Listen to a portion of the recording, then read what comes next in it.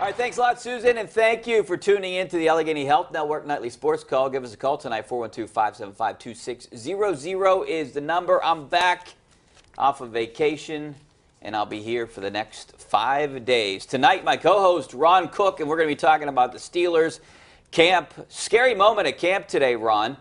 Juju Smith-Schuster went down in 11-on-11 drills, and he laid on the turf for a little bit, but actually got up, and they brought the cart up, got up, and was able to walk on his own. Tomlin addressed the situation afterward and said it looked worse than it really was. So I don't know when he's going to be back on the field. Probably not tomorrow. You would think you would think that they would keep him out, but I don't know anything. We're going to find out tomorrow if he's back on the field. Great, but it was a scary moment.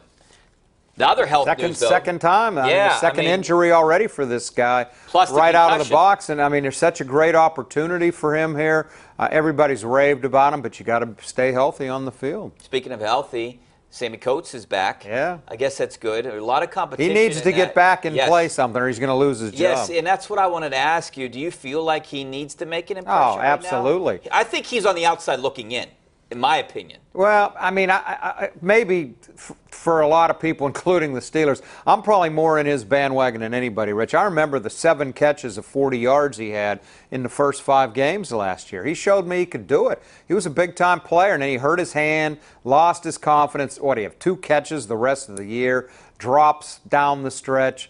I know a lot of people have given up on him, but I saw what he did in those first 5 games. It's hard for me to give up on him. And you know what, I try to relate to what some of these guys go through with the confidence issue. There's nothing that I mean, other than maybe playing golf and missing a couple putts here and there, and then you think, and it gets in your head. So I could see where not being able to catch would get into his head, and now it's a mental thing, not only a physical thing, because he's dealing with the stuff. And his hands were bad, thinking about, oh man, I can't catch anything. So you can sense that takes some time to get over, and maybe he's over it, but yeah, you're right. He showed some potential. He looked like he was a good replacement at the time for Martavis Bryant. Now he's got to get in there and show what he can do. I mean, it's time. But Justin Hunter's been pretty impressive for a little bit during this camp. So I mean, there is a lot. There's a lot of competition in that wide. I'm interested to see how it. I mean, everybody wants to see how Martavis Bryant does when he comes back. I would anticipate that he'll play Sunday. I would be surprised if he doesn't. He needs the work. He hasn't played. You think about it. The last time he played, Rich, was in the Denver playoff loss. He's missed a lot of time. He needs to get out there and play. I can't wait to see what the offense is like with he and Antonio, and then I think Eli Rogers is in the mix. I mean, Smith-Schuster. They got a lot of weapons, And, you know, I'm not concerned about tight end, but, you know, I know that they wanted like a Ladarius Green kind of guy that would stretch the field. But they had one, and they couldn't keep him healthy. So Jesse James isn't that guy, but he's more the Heath Miller guy, so he can do some other stuff. But maybe he's the short yardage guys. He's going to get open because people are going to forget about him. Right. And he did last year. I mean, he's made some plays for them in the past. I like him. I mean, and you don't have to play him probably as much now. With you have Brian coming back, you can go with 3 wide receivers, 4 wide receivers. I don't think tight end is going to be a position that's going to kill him by any stretch.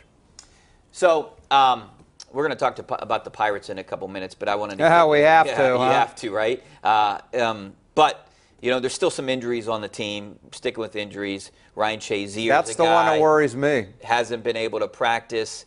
You look at James Conner. Looks like he might not play until maybe later in this preseason with injury. I hear that's more of a precautionary thing. Shazier.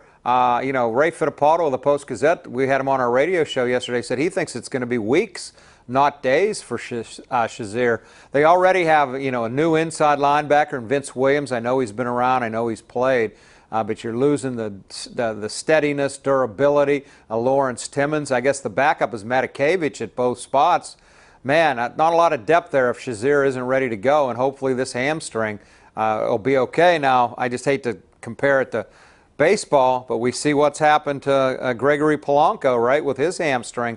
It's been reoccurring, one thing after another. Hopefully that's not the case with Shazier. And Shazier is arguably the best player on defense. I mean, I like Cam Hayward, but yeah, you could certainly argue that.